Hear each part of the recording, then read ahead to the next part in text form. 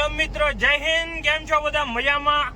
આજ ઘણા સમય પછી મારા વિડીયો આવ્યા છે, કેમ કે હમણાં બહુ થોડો કામમાં પણ હતો અને અત્યારે જો ગાડી લઈને જાઉં છું અને હવે આપણે ડેઈલી બ્લોગ માટે અને સારા એવા બ્લોગ બનાવવાના છે.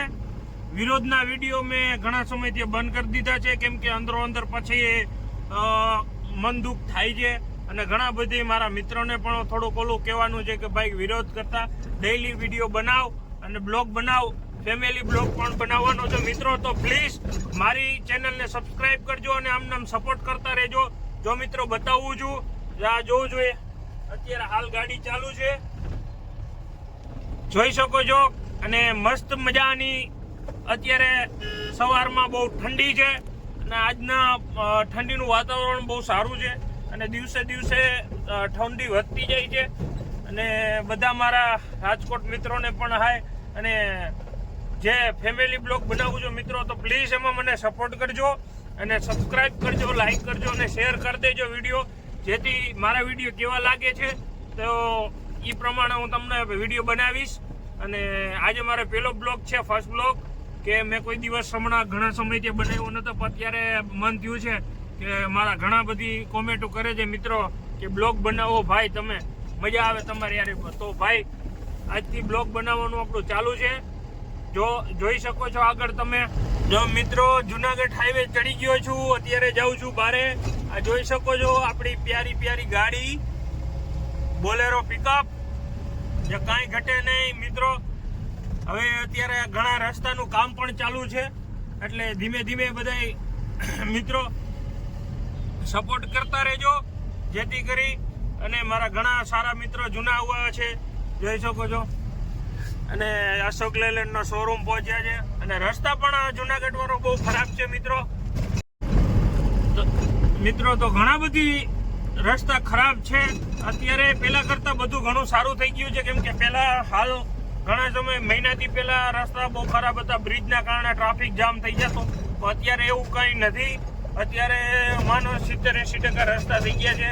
અમુક કોઠારીએ સોલવંટ વાળો રોડ બાકી છે, બાકી તો રસ્તા ધીમે ધીમે થાય છે અને થઈ જશે પછી મજા આવશે.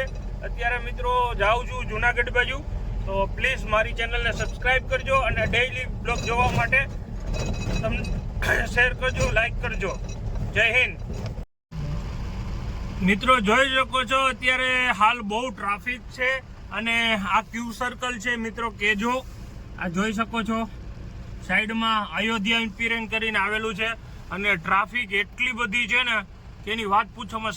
સવારમાં ડેઈલી મિત્રો આટલી ટ્રાફિક હોય છે, જોઈ શકો છો.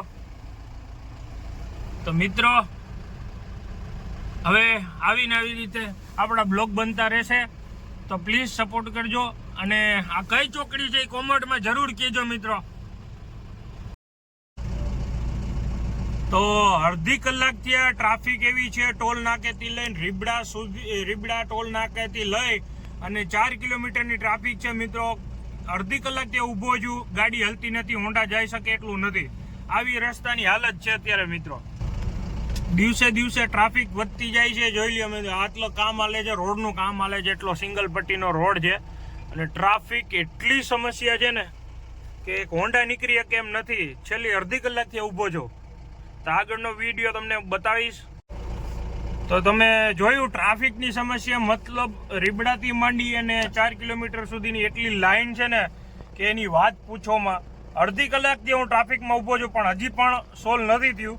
અને સિંગલ પટ્ટીને બ્રિજ બને છે ને એના કારણે પીપળિયાવાળો રોડ, તો અમુક બ્રિજ બની ગયા પણ જે સિંગલ પટ્ટીનું કામ ચાલુ છે ને તેમાં એટલો ટ્રાફિક છે ને કે એની વાત પૂછોમાં. જોઈ લ્યો મેં કેટલો ટ્રાફિક છે. હવે છેટ ગાડી અડધી કલાક થાય બરોબર 1 કિલોમીટર કાપવામાં અડધી કલાક થઈ ગઈ છે. તો આવો જુનાગઢ રોડ ઉપર દિવસે ને દિવસે ટ્રાફિક વધતો જાય છે. અને 2-3 બ્રિજ બની ગયા એટલે સારું છે, નકર તો બહુ વાર લાગતી. અત્યારે કામ રોડનું ચાલુ છે, થોડા સમય 2 વર્ષ તકલીફ પડશે પણ પછી રોડ સારો થઈ જશે. તો હવે મિત્રો આપણે મળશું ત્યાં, કેમ કે ટ્રાફિક છે, વિડીયો બનાવવો થોડો ઓલો છે, એટલે ત્યાં આપણે કંપનીમાં અમુક કંપનીમાં પરમિશન નથી આવતી. તો હવે બીજી જે કંપનીમાં જવાનો છે તો ત્યાં આપણે બ્લોગ બનાવશું મિત્રો. તો મળશું ત્યાં. જય હિન્દ. હવે પહોંચી ગયા છે આપણે કંપનીમાં, જોઈ શકો આગળથી પરમિશન નથી પણ તમે વર્તી જાજો કઈ કંપની છે. તો અત્યારે હાલ પહોંચી ગયા છે અને બસ માલ ખાલી કરે વારો આવે ત્યારની વાત છે. ગાડી બંધ કરીને એન્ટ્રી કરાવવા જઈએ છીએ. એન્ટ્રી કરાવીને પછી આગળ વધશું મિત્રો, કેમ કે આના રૂલ્સ ફોલો કરવા પડે છે. બૂટ ને બધા પહેરવા પડે.